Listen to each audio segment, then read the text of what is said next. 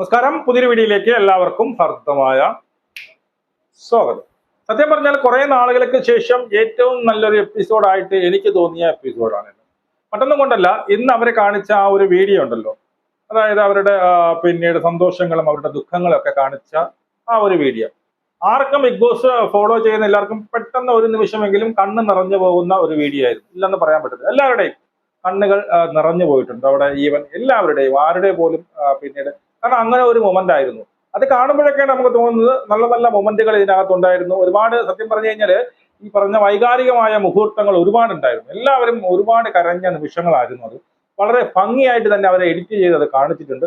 അതുകൊണ്ട് തന്നെ ഏറ്റവും നല്ല ഒരു എപ്പിസോഡായിട്ട് എനിക്ക് തോന്നുന്നുണ്ട്.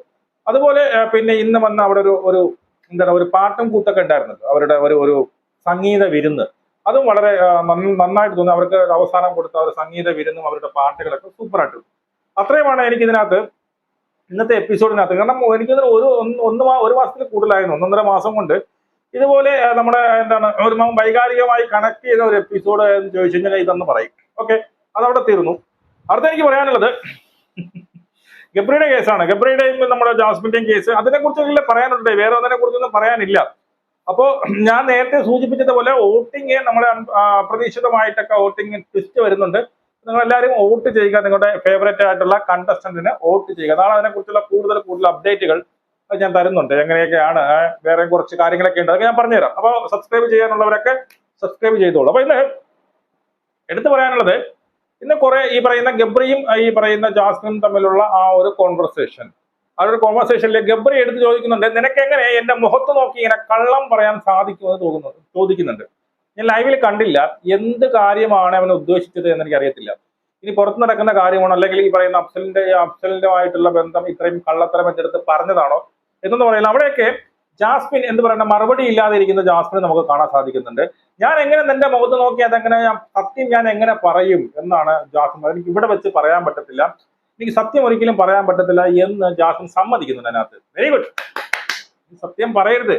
കാരണം ഞാൻ പറഞ്ഞില്ലേ, ഗബ്രി ഇവിടെ വന്നപ്പോൾ ഈ ഇമാതിരിയുള്ള ക്വസ്റ്റ്യൻസ്, അല്ലെങ്കിൽ ഈ രീതിയിലുള്ള ക്വസ്റ്റ്യൻസിനെയാണ് സത്യം പറഞ്ഞു കഴിഞ്ഞാൽ ജാസ്മിന് ഭയപ്പെട്ടിരുന്നത്. ഈ രീതിയിലുള്ള ക്വസ്റ്റ്യൻ, പുറത്ത് നടക്കുന്ന കാര്യങ്ങൾ, അതായത് ഏറ്റവും എടുത്തു പറയുകയാണെങ്കിൽ മറ്റൊന്നുമല്ല, അഫ്സലുമായിട്ടുള്ള തന്റെ റിലേഷൻ, അഫ്സലുമായിട്ടുള്ള തന്റെ പ്രണയം, അഫ്സലുമായി താൻ നടന്ന എൻഗേജ്മെന്റ്, അഫ്സലുമായിട്ടുള്ള ഉറപ്പിക്കൽ, അതെല്ലാം താൻ ഇവിടെ വന്ന് അങ്ങനെയൊന്നും നടന്നിട്ടില്ല. അഫ്സലുമായിട്ട് എനിക്ക് ഒരു ബന്ധവുമില്ല. അഫ്സൽ വഴിപോക്കനാണ്, എന്റെ അടുത്ത് വന്ന ഒരു ആലോചന നടത്തിയിട്ട് പോയ ഒരു വ്യക്തി മാത്രമാണ്. ഞാൻ ചെന്നിട്ട് എനിക്ക് സൗകര്യമുണ്ടെങ്കിൽ മാത്രം കല്യാണത്തിനെ കുറിച്ച് ആലോചിക്കാം എന്നൊരു വലിയ കള്ളം ജാസ്മിൻ പറഞ്ഞിട്ടുണ്ട്. ജാസ്മിൻ ഏറ്റവും കൂടുതൽ നെഗറ്റീവ് ആവാനുള്ള ഈ സീസണിൽ ഏറ്റവും കൂടുതൽ നെഗറ്റീവ് ആവാനുള്ള കാരണം അതൊക്കെ ആ കള്ളം പറഞ്ഞത് ഏറ്റവും വലിയൊരു തെറ്റ് ചെയ്യാൻ വേണ്ടിയിട്ടാണ് ആ ഒരു കള്ളം പറഞ്ഞത്. അതായത് ഗബ്രി എന്ന് പറയുന്ന പുരുഷനോടുകൂടി തന്റെ പ്രണയം, തനിക്ക് തോന്നിയ എന്താണ് ഒരു ആകർഷണം, തനിക്ക് തോന്നിയ ഇഷ്ടം, അത് പ്രാപ്തിയാക്കി എടുക്കുക, അല്ലെങ്കിൽ അത് പിടിച്ച് എടുക്കാൻ വേണ്ടിയിട്ട് ഇത്രയും വലിയൊരു കള്ളം പറഞ്ഞു. ഗബ്രിയോട് കൂടും കള്ളം പറഞ്ഞു. ഗബ്രിയോട് ഇതുവരെയും അത് തുറന്ന് സമ്മതിച്ചിട്ടില്ല ഈ പറയുന്ന അഫ്സൽ എന്ന് പറയുന്ന വ്യക്തിയുമായിട്ട് എനിക്ക് അഗാധമായ പ്രണയത്തിലായിരുന്നു, നമ്മൾ 7 ബന്ധം പ്രണയബദ്ധിതരായി എന്തിനാണ് ജീവിച്ചിരുന്നവരാണ് എന്ന് പറഞ്ഞിട്ടില്ല, അല്ലെ? ഇപ്പോഴും പറഞ്ഞിട്ടില്ല.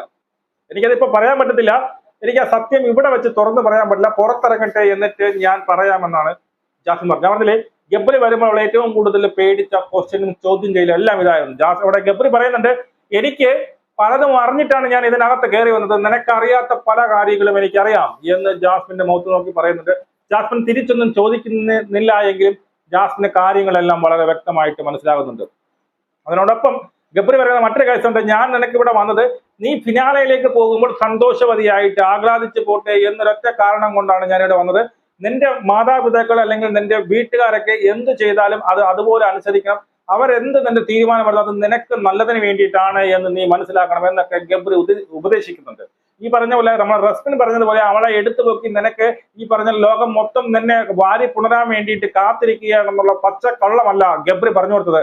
ഗബ്രി പറഞ്ഞു, കൂടുതൽ നിന്നെ ഇഷ്ടപ്പെടുന്നവരുണ്ട്, പക്ഷെ അതിൽ നീ കൂടുതൽ അഹങ്കരിക്കരുതെന്നും നിന്നെ മോശം പറയുന്നവരുണ്ട്, അത് നീ ഉള്ളിലോട്ട് എടുക്കരുത് എന്ന് വളരെ കൃത്യമായിട്ട് ഗബ്രി പറഞ്ഞു കൊടുക്കുന്നുണ്ട്.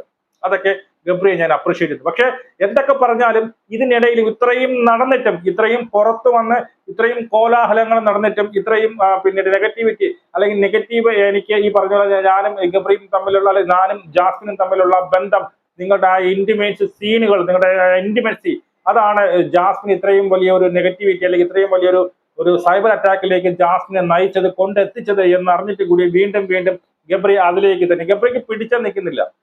ഗബ്രിക്ക് പിടിച്ചാൽ കിട്ടുന്ന അവന്റെ കൺട്രോളിലല്ല കാര്യങ്ങൾ എന്നാണ് ഞാൻ മനസ്സിലാക്കുന്നത്. അവൻ പലപ്പോഴും ഇന്നലെയൊക്കെ അവൻ ഒരുപാട് ഒഴിഞ്ഞു നടക്കാൻ ശ്രമിച്ചു. പക്ഷെ അവിടെയൊക്കെ ഈ പറയുന്ന ജാസ്മിനെയാണ് അങ്ങോട്ട് പോയി കെട്ടിപ്പിടിക്കുന്നതൊക്കെ ചെയ്യുന്നത്. അപ്പൊ എനിക്ക് ഈ പറയുന്ന നമ്മുടെ ജാസ്മിൻകാരോട് പറയാനുള്ളത്, ഇതൊക്കെ കണ്ടുപിടിച്ചു. അവനെ കൂടുതൽ നമുക്ക് ഗബ്രിയെ കുറ്റം പറയാനും പറ്റത്തില്ല. കുറ്റം പിന്നെ മൊത്തത്തിലല്ല, കുറച്ചു കാര്യങ്ങളിൽ അവൻ ഒഴിഞ്ഞു മാറാൻ നിൽക്കാമെങ്കിലും ജാസ്മിൻ അനുവദിക്കുന്നില്ല. ജാസ്മിൻ അവിടെ ചെന്ന് പിടിച്ചു പറിക്കുന്ന ഒരു സ്നേഹം പോലെയാണ്. എന്തൊക്കെ ചെയ്താലും അവന്റെ സ്നേഹം എനിക്ക് വേണം, അവനില്ലാതെ എനിക്ക് പറ്റത്തില്ല എന്നുള്ളൊരു അവസ്ഥയിലേക്കാണ്. മുമ്പ് എനിക്കൊരു സ്നേഹവും കാര്യങ്ങളൊക്കെ ഉണ്ടായിരുന്നു. മുമ്പ് ഒന്നിൽ പരം സ്നേഹങ്ങൾ ഉണ്ടായിരുന്നു. പക്ഷെ ഞാൻ പറഞ്ഞു, ജാസ്മിന്റെ സ്വഭാവം ഇതാണ്. അവൾക്ക് ആരുടെടുത്തും സിൻസിയാരിറ്റി നിങ്ങൾ അപ്പോൾ കാണുന്ന ഒരു സ്നേഹമാണ്. ആ സ്നേഹത്തിൽ അങ്ങ് അറ്റം വരെ പോകും. തനിക്ക് ഇഷ്ടപ്പെട്ട അല്ലെങ്കിൽ താൻ കണ്ട് മോഹിച്ച ഒരു വസ്തു ആയിക്കോട്ടെ, അതൊരു പുരുഷനായിക്കോട്ടെ, എന്തോ ആയിക്കോട്ടെ, അത് തനിക്ക് തന്നെ വേണം. അതിനു വേണ്ടിയിട്ട് എന്ത് നാറിയ കളികൾ ഞാൻ കളിക്കും, മനസ്സിലായോ? പക്ഷെ അത് എനിക്ക് തന്നെ കിട്ടണം എന്നുള്ള എന്താണ് പറയുക, ഒരു വാശി പുറത്താണ് ജാസ്മിൻ നടക്കുന്നത്. അതെനിക്ക് അപ്പം ഒരു മാറ്ററേ അല്ല. ഈ പറയുന്ന സമൂഹം, ഈ പറയുന്ന ലോകം എനിക്കെതിരെ തിരിഞ്ഞാലും, എൻ്റെ ഉമ്മയോ വാപ്പയോ ആരെ എനിക്കെതിരെ തിരിഞ്ഞാലും ഞാൻ ആഗ്രഹിച്ചത് എനിക്ക് നടക്കണം, ഞാൻ ആഗ്രഹിച്ചത് എനിക്ക് കിട്ടണം. അതിന് വേണ്ടിയിട്ട് അവൾ ഏതറ്റം വരെയും പോകും. അതാണ് അവിടെ സംഭവിച്ചുകൊണ്ടിരിക്കുന്നത്. മനസ്സിലായില്ല? അവൾക്ക് കപ്പിനെ കുറിച്ച് അവൾ ഇതുവരെയ്ക്കും ബോധേഡായി സംസാരിക്കുന്നത് കണ്ടിട്ടുണ്ടോ? ഗബ്രി വരുമ്പോ ഇല്ല, കപ്പ് അവൾക്ക് വേണ്ട. അവൾക്ക് വേണ്ടത് ഇപ്പോ ഈ പറയുന്ന പിന്നീട് ഗബ്രിയാണ് ഇപ്പൊ അവൾക്ക് വേണ്ടത്. അതിന് വേണ്ടിയിട്ട് എന്ത് കള്ളവും എങ്ങനെയെങ്കിലും ഏത് രീതിയും ഗബ്രിയെ കൺവിൻസ് ചെയ്തെടുക്കുക. തന്റെ മാദക സൗന്ദര്യത്തിന് മുന്നിൽ ഗബ്രിയെ എന്ത് ചെയ്യുക, പിടിച്ച് തന്നിലേക്ക് അടുപ്പിക്കുക എന്നുള്ള ഒറ്റ ലക്ഷ്യത്തോടു കൂടിയാണ് ഈ പറയുന്ന ജാസ്മിൻ നടക്കുന്നതായിട്ടാണ് എനിക്ക് തോന്നുന്നത്. അത് തന്നെയാണ് സത്യവും. ഇവിടെ ഇവരുടെ കോൺവെർസേഷൻ നടക്കുമ്പോൾ തൊട്ടപ്പുറത്ത് ഈ പറയുന്ന ശരണ്യയും നമ്മുടെ യമുന റാണിയും തമ്മിലുള്ള കോൺവെർസേഷൻ, ആ ശരണ്യ വളരെ കൃത്യമായിട്ട് പറയുന്നു. ശരണ്യ പറയുന്നുണ്ട്, അവളുടെ അച്ഛനും അമ്മയും വന്ന് പറഞ്ഞിട്ട് പോലും അവളത് കേൾക്കുന്നില്ല. വളരെ ചീപ്പാണ് അവർ കാണിക്കുന്നത്. ഞാൻ ഇവിടെ മുമ്പ് ഉണ്ടായിരുന്നപ്പോൾ തന്നെ എനിക്ക് അറിയാമായിരുന്നു ഇവരുടെ ചേഷ്ടകൾ. നമ്മൾ പറയുന്നത്, നമ്മൾ ഗബ്രി എന്ന് പറയുന്നുണ്ട്, പുറത്തിരിക്കുന്നവർക്ക് ഇതൊന്നും മനസ്സിലാവത്തില്ല എന്നുള്ളത്. അകത്തിരിക്കുന്നവർക്ക് കുറച്ചൊക്കെ മനസ്സിലാവും. പുറത്തുള്ളവർക്ക് ഇതൊക്കെ ഭയങ്കര ക്രിഞ്ചായിട്ട് തോന്നും. പുറത്തുള്ളവർ ഇതിനെ വേറൊരു രീതിയിലാണ് എടുക്കുന്നതെന്ന് ജാസ്മിനോട് പറയുന്നുണ്ട്. പക്ഷെ ഗബ്രി മനസ്സിലാക്കില്ല, അവിടെ ഉള്ളവർക്ക് പോലും, അതിനകത്തുള്ളവർക്ക് പോലും, അതായത് ഈ പറയുന്ന ശരണ്യ, ഈ പറയുന്ന ആരാണ് നമ്മുടെ എല്ലാ പെൺകുട്ടികൾക്കും താങ്കൾ ചെയ്തതിൽ നിങ്ങൾ തമ്മിലും കൂടി അവിടെ ചെയ്തു കൂട്ടിയ പേക്കൂത്തുകൾ വളരെ മോശമാണെന്ന് അവർക്കറിയാം. എന്നിട്ട് അവർ ഡയറക്റ്റ് എത്ര പറയും, ആര് പറഞ്ഞാലും ദൈവം തമ്പുരാൻ വന്നിന്നി ജാസ്മിനോട് പറയണം, നീ ചെയ്തത് തെറ്റാണ്, നീ ഇതിൽ നിന്ന് മാറണം, നീ ചെയ്ത് വലിയൊരു പാപമാണ്, ഇത് സമൂഹത്തിന് കൊടുക്കാനുള്ള ഒരു മാതൃകയില്ല, സമൂഹം ഇത് കണ്ട് പഠിക്കരുത് എന്ന് പറഞ്ഞാൽ പോലും ജാസ്മിൻ അവിടെ സമ്മതിച്ചു കൊടുക്കില്ല. താൻ പിടിച്ച കൊമ്പിന് 4 അല്ല 10 കൊമ്പെന്ന് അവൾ പറയും. മനസ്സിലാ, തനിക്ക് എനിക്കത് വേണം, എനിക്കവനെ വേണം, വസ്തു ആയിക്കോട്ടെ, എന്തോ ആയിക്കോട്ടെ, അല്ലെങ്കിൽ ഒരു തിന്നുന്ന സാധനം, അതെനിക്ക് ഏത് രീതിയിലും എനിക്ക്. ചിലവർക്ക് അങ്ങനെ ഉണ്ട്. ഞാൻ ചെയ്യുന്നത് വലിയ തെറ്റ് ചെയ്തതിന് ശേഷമാണ്, ഒരു തെറ്റിലൂടെയാണ് ഞാനിത് നേടിയെടുക്കുന്നത് എന്നൊന്നും അവൾക്ക് ബോധർ ചെയ്യേണ്ട ആവശ്യം അവൾക്കില്ല. എത്ര വലിയ തെറ്റ് ചെയ്തും ഞാൻ ആഗ്രഹിച്ച സാധനം എനിക്ക് കിട്ടണം എന്നുള്ള എന്താ പറയുന്നത്, അങ്ങനെ ഒരു സ്വഭാവത്തിന്റെ സവിശേഷതയുള്ള ഒരു വ്യക്തിയാണ് ജാസ്മിൻ. അപ്പോൾ നീ ശരണ്യ അവിടെ നിന്ന് പറയണ, യമുന റാണിയും പറയുന്നുണ്ട്, നമുക്ക് എന്ത് പറയാൻ പറ്റും, നമുക്ക് പറയാനല്ലേ പറ്റുള്ളൂ. ശരണ്യ പറയുന്നത്, എനിക്കെന്താ അവർ തമ്മിൽ ഇങ്ങനെ കാണിക്കുന്നത്, എനിക്കൊരു പ്രശ്നം, എന്റെ ആരാ അവർ, എനിക്കൊരു പ്രശ്നമില്ല. പക്ഷെ എങ്കിൽ കൂടിയും വാപ്പയും ഉമ്മയും വന്ന് പറഞ്ഞിട്ട് പോലും അവർ അത് കേട്ടില്ലല്ലോ. അത് വളരെ ചീപ്പായി. അതുപോലെ ഗബ്രിയുടെ കേസും എടുത്ത് പറയുന്നുണ്ട്. ഗബ്രി ഇതൊക്കെ അറിഞ്ഞിട്ടാണ് വന്നത്. ഇതെല്ലാം പുറത്തു നടക്കുന്ന കാര്യങ്ങളെല്ലാം അറിഞ്ഞിട്ട് ഇവിടെ വന്നതിന് ശേഷം കുറച്ച് സമയം എന്ത് ചെയ്തു, അങ്ങോട്ട് മാറുന്നു. ഇപ്പൊ ഞാൻ നോക്കിയില്ല, രണ്ടും കൂടി അവന്റെ തോളിൽ ചാഞ്ഞ് കിടക്കുകയാണ് ആര്, ജാസ്മിൻ. ഗബ്രിക്കും ഈ ജാസ്മിൻ അടുത്ത് വരുമ്പോൾ ഗബ്രിക്ക് ഒരിക്കലും അവളെ എന്ത് ചെയ്യാൻ പറ്റില്ല, റിജക്ട് ചെയ്യാൻ പറ്റില്ല, അവളെ അങ്ങോട്ട് മാറി നിൽക്കുക എന്ന് പറയാൻ ഗബ്രിക്ക് സാധിക്കുന്നില്ല എന്നുള്ളതാണ്. ജാസ്മിൻ അടുത്ത് വരുമ്പോൾ ഈ പറയുന്ന ഹോർമോണുകൾ ഉത്തേജിക്കുന്നതായിരിക്കാം. ഗബ്രി പറഞ്ഞതനുസരിച്ച് ഓപ്പോസിറ്റ് സെക്സുകളെ കാണുമ്പോൾ എന്ത് ചെയ്യുന്നു, നമുക്ക് ഹോർമോൺ ഉത്തേജിക്കുകയും നമ്മുടെ കൈപ്പിടിയിൽ നിൽക്കാതെ വരികയും നമ്മളെ യാന്ത്രികമായിട്ട് പലതും ചെയ്തു പോകുന്നു എന്നാണ് ഗബ്രി പറയുന്നത്. എല്ലാവരും അങ്ങനെയല്ല, അതിനൊക്കെ വേറെ പലതും പറയും. എല്ലാവരും അങ്ങനെയല്ല ഗബ്രി. അവിടെ നിങ്ങൾ മാത്രമല്ല, ഗബ്രിയും ജാസ്മിനും മാത്രമല്ല, പെണ്ണും ആണുമായിട്ടിരുന്നു ഒരുപാട് പേര് പെണ്ണുങ്ങളുണ്ടായിരുന്നു, ഒരുപാട് പേര് ആണുങ്ങളുണ്ടായിരുന്നു. അവർക്കെല്ലാം വിചാരങ്ങളുണ്ട്. പക്ഷെ അത് ആരെടുത്ത് എങ്ങനെ എപ്പോ എവിടെ വെച്ച് കാണിക്കണമെന്നുള്ള കൃത്യമായിട്ടുള്ള ബോധവും വിവേകവും അവർക്കുണ്ടായിരുന്നു. മനസ്സിലായോ? അതാണ് നിങ്ങൾക്ക് ഇല്ലാതെ പോയത്. ഇതൊക്കെ കാണിക്കുന്നത്, നിങ്ങൾ ഈ കാണിക്കുന്നത് കംപ്ലീറ്റ് നിങ്ങളിപ്പോ രഹസ്യമായിട്ടാണ് കാണിച്ചിരുന്നുവെങ്കിൽ ഇത് ആരും ചോദ്യം ചെയ്യാൻ പറ്റത്തില്ല. ഇത് ലോകത്തിന് മുന്നിൽ ഇത്രയും വരുന്ന കോടാനുകോടി അല്ലെങ്കിൽ ലക്ഷക്കണക്കിന് വരുന്ന പ്രേക്ഷകർക്ക് മുന്നിൽ നിങ്ങൾ കാണിച്ചു കൊടുക്കുകയാണ്. മനസ്സിലായോ? ഈ പറയുന്ന വൃത്തികേടുകൾ നിങ്ങൾ കാണിച്ചു കൊടുക്കുകയാണ്. നിങ്ങൾ ഇവിടെ ചെയ്യുന്ന പേക്കുത്തുകൾ കാണിച്ചു കൊടുക്കുകയാണ്. ഇതിനെങ്ങനെ നിങ്ങൾക്ക് ന്യായീകരിക്കാൻ പറ്റും? ഇതിന് നിങ്ങൾക്ക് ഇത് സന്ദേശമാണ് നിങ്ങൾ പിന്നീട് ഈ പറയുന്ന യുവജനങ്ങൾക്ക് നൽകുന്നത്. ഒന്നുമില്ല. ഈ പറയുന്ന ജാസ്മിനെയൊക്കെ സപ്പോർട്ട് ചെയ്യുന്ന ഒരുപാട് പെൺകുട്ടികളൊക്കെ ഉണ്ട്. അവർ എന്ത് തേങ്ങ ഇറങ്ങി സപ്പോർട്ട് ചെയ്യുന്നറിയില്ല. ഈ പറയുന്ന പെൺകുട്ടികളുടെ നിങ്ങളുടെ ഭർത്താവ് മറ്റൊരു പിന്നീട് മറ്റൊരു പരസ്യമായിട്ട് ബന്ധമുണ്ടായി നിങ്ങൾ ഇത് തന്നെ പറയുമോ? നിങ്ങൾ വിട്ടിട്ട് പോയിട്ട് അത് ചെയ്യുമ്പോൾ നിങ്ങൾ ഇത് തന്നെ പറയൂ. നിങ്ങൾ സപ്പോർട്ട് ചെയ്തോളൂ. നിങ്ങൾ സപ്പോർട്ട് ചെയ്താൽ ന്യായീകരിച്ച് സപ്പോർട്ട് ചെയ്ത് അത് അവൾ ചെയ്ത തെറ്റ് തന്നെയാണ് എന്ന് അവൾ സപ്പോർട്ട് ചെയ്യൂ. അവൾ ചെയ്തത് വലിയ തെറ്റാണ്, പക്ഷേ എങ്കിലും ഞാനൊരു മത്സരാർത്ഥി എന്നുള്ള നിലയിൽ ഞാൻ പിന്നെ അവളെ സപ്പോർട്ട് ചെയ്യുന്നു, അത് ഞാൻ മാറ്റി, അത് ഭയങ്കര തെറ്റാണ് എന്ന രീതിയിൽ അത് ഞാൻ പല റിവ്യൂസും കണ്ട്. അവരെന്ന് പറഞ്ഞാൽ അങ്ങനെയല്ല, അവൾ ചെയ്തത് എന്ത് തെറ്റാന്ന് പറയുന്നത്. ജീവിതം അല്ലെങ്കിൽ ലോകത്തെ ഇത് ആദ്യത്തെ പെണ്ണാണോ എന്ന് അവർ ചോദിക്കുന്നത്. ഇത് ആദ്യത്തെ പെണ്ണാണോ ഇങ്ങനെ ചെയ്യുന്നത്? ഇങ്ങനെയാണോ നിങ്ങൾ ന്യായീകരിക്കുന്നത്? നിങ്ങൾക്കും ഇങ്ങനെ തന്നെയാണോ? നിങ്ങൾ ഭർത്താവിനെ കളഞ്ഞിട്ട് മറ്റൊരു പുരുഷനോട് പോയിട്ട് ഞാനല്ല ഇത് ആദ്യം ചെയ്തത്, ഒരുപാട് പേര് അങ്ങനെ ചെയ്തിട്ടുണ്ട്, അതുകൊണ്ട് എനിക്ക് ചെയ്യാം എന്ന് നിങ്ങൾ എന്തിനെ ക്രൂശിക്കുന്നു, എന്റെ നേർക്ക് നിങ്ങൾ എന്തിനെ കല്ലെറിയുന്നു എന്ന് ചോദിക്കുന്നതിൽ എന്തർത്ഥമാണുള്ളത്? വിഡ്ഢിത്തമാണത് കാണിക്കുന്നത്, പോക്കൃത്തരമാണ്. അപ്പൊ ഇങ്ങനെയുള്ള കാര്യങ്ങൾ സമൂഹത്തിലേക്ക് എടുത്തു കൊടുത്തിട്ട് ഇത് ന്യായീകരിച്ചുകൊണ്ട് ഇതൊക്കെ നോർമലൈസ് ചെയ്തുകൊണ്ട് ഇതൊക്കെ എല്ലാവരും ഉള്ളതാണ്. മനസ്സിലായോ? അഭിഹിതങ്ങൾ എന്ന് വെച്ചാൽ നമുക്ക് ഉറപ്പായിട്ടും അവൾ അവിടെ ചെയ്തിട്ടുണ്ട്, ഭർത്താവ് ഇങ്ങനെ ചെയ്തിട്ടുണ്ട്, ഭാര്യ ഇങ്ങനെ ചെയ്തിട്ടുണ്ട്, ഇതൊക്കെ ചെയ്തുകൊണ്ട് നമുക്കും ചെയ്യാം, നമുക്കും പ്രശ്നമൊന്നുമില്ല, ഞാനാണല്ലോ ആദ്യം ചെയ്യുന്നത് എന്ന് പറയുന്നത് എന്ത് ന്യായീകരണമാണെന്ന് എനിക്ക് മനസ്സിലാവുന്നില്ല. ഒരിക്കലും ഒരു പെൺകുട്ടികളും ഈ ഒരു രീതിയിൽ സപ്പോർട്ട് ചെയ്യുന്നത് ഒട്ടും ശരിയുള്ള കേസല്ല. നിങ്ങളുടെ ഭാവിയിൽ തന്നെ നിങ്ങൾ ഇതൊന്ന് പറയുമ്പോൾ 100 ചോദ്യചിഹ്നങ്ങൾ നിങ്ങൾക്ക് നേരെ വരും. നിങ്ങളും ഇങ്ങനെയാണോ എന്നുള്ള ക്വസ്റ്റ്യൻ. ഞാനും ഇങ്ങനെയാണ്, എന്റെ ഭർത്താവ് ഇങ്ങനെ പോയാലും എനിക്ക് പ്രശ്നമില്ല എന്ന് പറഞ്ഞ് നമുക്ക് വാ കൊണ്ട് പറയാം. മനസ്സിലായോ? അങ്ങനെ പറയുമ്പോൾ അതിന്റെ വിമർശനങ്ങൾ ഉണ്ടാവും. അത് പിന്നെ അത് സ്വീകരിക്കാൻ, അത് ഏറ്റെടുക്കാനുമുള്ള പ്രാണി വേണം.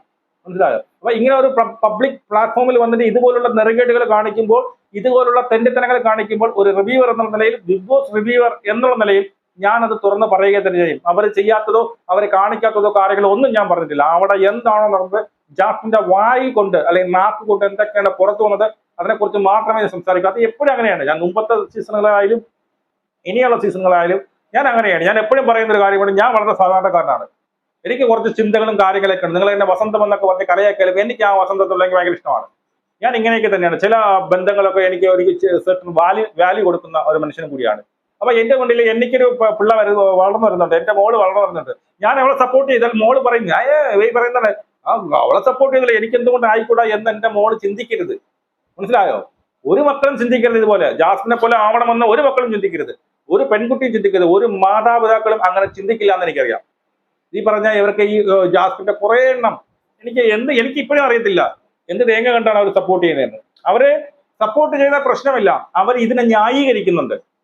അഫ്സൽ എന്ന് പറയുന്ന പയ്യനെ എന്ത് ചെയ്യുന്നുണ്ട്, ഇത്രയും കള്ളം പറഞ്ഞ് ഇത്രയും നികിഷ്ടമായിട്ട് തള്ളിക്കളഞ്ഞുകൊണ്ട് പുതിയൊരു പുരുഷനോട് പോകുന്നത്, പുതിയ പുരുഷനോട് കാണിക്കുന്ന ഈ ഒരു ഇന്റമസിയും പിടിക്കലും പിന്നെ നുള്ളലും പിച്ചലും ഉമ്മ വയ്ക്കുക എല്ലാം ഇതൊക്കെ നോർമലൈസ്ഡ് ആണ്, നോർമലാണ്.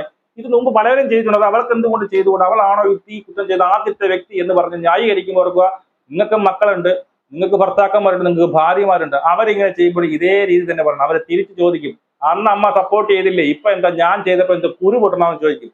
അത് ആദ്യം മനസ്സിലാക്കുക.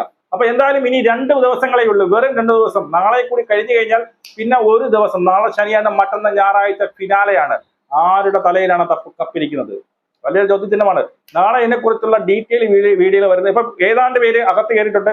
ഇനി കുറച്ച് പേര് 2-3 പേര് എന്തോ ഉള്ളൂ അല്ലെ, 3-4 പേര് നാളെ കയറും. അവർ നാളെ കയറിയിട്ട് നാളെ വൈകിട്ട് തന്നെ ഇറങ്ങുന്നുണ്ട്.